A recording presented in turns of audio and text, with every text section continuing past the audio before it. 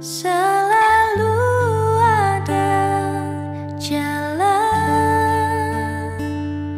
saat seakan tiada. Halo semuanya. Selamat pagi. Saya mau kasih kesaksian tentang kebaikan Tuhan. Sampai hari ini saya masih tetap bekerja walaupun seharusnya saya udah pensiun, tapi Tuhan masih izinkan saya bekerja. Perusahaan masih percayakan saya untuk kerja. Saya bersyukur sekali karena banyak orang yang mau kerja juga susah banget kan. Saya mau kasih kesaksian. Jadi di tahun, saya masih agak lupa nih, tahun 2017 atau 2018, perusahaan kita tuh perusahaan trading. Jadi kita tuh suka ikut tender besar-besar. Kita suka ambil misalnya bandara Soekarno-Hatta, semua bandara yang besar kita pegang untuk resplor, karpet sama vinyl. Kita jual 3 produk, karpet, resplor sama vinyl. Nah yang lagi booming itu di tahun 2018 itu adalah resplor. Nah kita ikut tender itu ada, kalau nggak salah ada 5 company. Saya bagian accounting, tapi saya dilibatkan juga untuk jadi tim doa di kantor. Nah jadi kita ikut 5 company ikut. Nah waktu itu kita kasih harga tuh menurut kami murah, karena kita tuh udah pegang semua banyak project ya gitu ya. Itu kalau boleh dibilang itu nilai project itu fantastis banget ya. Bapak Ibu mau tahu berapa projectnya? 58 miliar. Besar ya, 58 miliar, bukan uang yang kecil. Nah itu projectnya ada di Sudirman. Saya nggak usah kasih tahu di mana projectnya, tapi itu adalah punya orang terkuat yang ada di kita di Indonesia. Dan itu punya dia.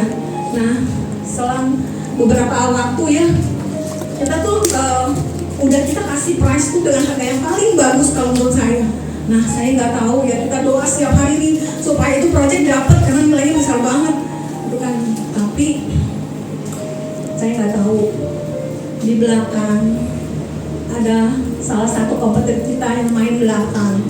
Jadi dia langsung ke owner, sedih banget, 58 miliar. Kita sih nggak putus pengharapan, kita tetap doa. Tapi akhirnya setelah diumumkan tender siapa yang kalah, ya kita kalah. Sedih banget. 58 miliar tuh kita perasaan udah di tangan, karena kita yakin itu pasti buat kita, pasti dapat gitu loh.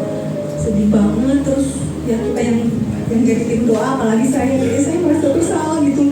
Tuhan kenapa ya? Tuhan nggak kabulin doa kita ya.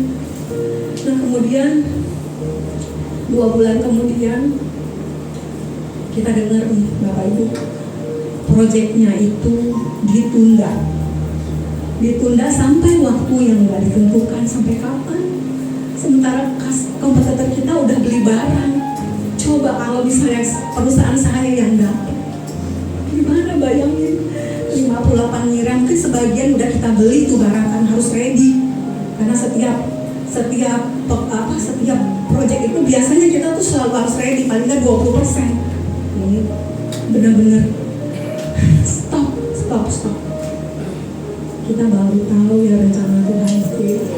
Kita sih doa udah bersungguh-sungguh ya waktu itu, kenapa nggak dapet ya Tuhan? Kenapa sih nggak dikasih gitu loh? Tapi di balik itu rencana Tuhan di belakang, di depan jauh lebih besar. Kalau nggak kita tuh pasti uang kita terpuruk buat beli barang yang harus kita beli gitu loh. Tapi Tuhan baik, Tuhan tahu ke depan seperti apa.